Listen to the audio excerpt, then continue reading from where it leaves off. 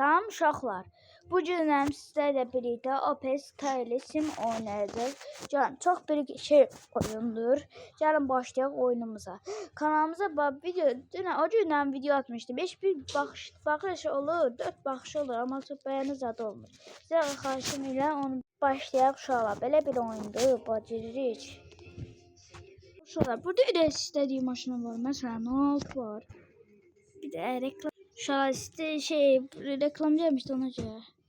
Oy da reklamlar bir tane reklam olduğuna göre bir tane maşın süreceğim diye.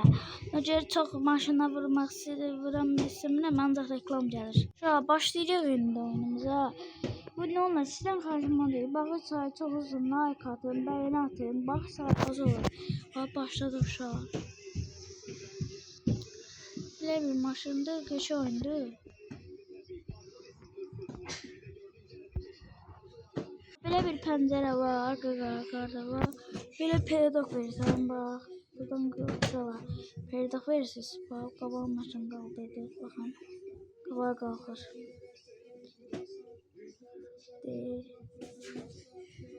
Belə edirsəm. Burada başlıqlar da var. Işıqlar var, belə dönmə işıqlar da işləyir. Her şey var təbii ki, içdən də sürüş var. Bəli uşaqlar, indi sürməyə başlayaq.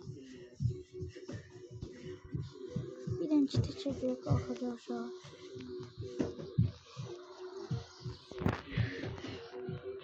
Buraya drift olmalıdır uşaqlar. Ne olar sürdükcə, ne olar bu kanala abunə olun da.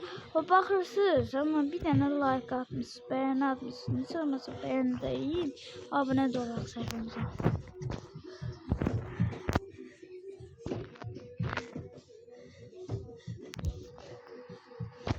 Getdi. Böyle drone'la da söyleyebilirsiniz. O böyle şey de var. Buradan birisi çıxır.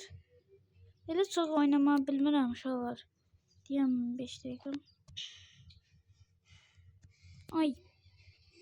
İnşallah çıxdı. İndi sürüşə başlayaq indi. Buraya getmir. İnşallah bu işi bir ay.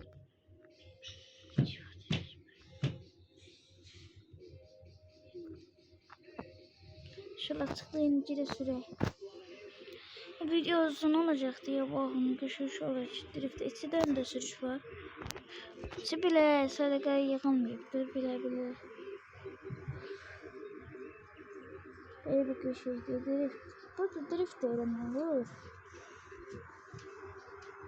Qoşu düş olar. İstəyən varsa yorumlarda yazabilir. 16 yazın oraya. Ben 16 sürdüm. Oyunların adı Sinosa bir yakta oyunun başlığında dedim.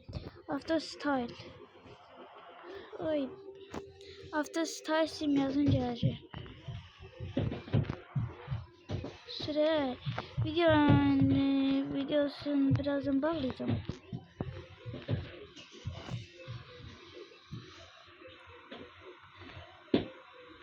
Arkadaşlar bir de bakalım bana takip etsin.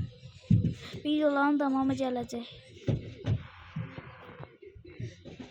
Şöyle indi videonun sonlandırıram. Bir kısa gelecek. Beğeni olsa da çok gelecek. Bak bu da sonlandıran video. Sağ olun dostlar.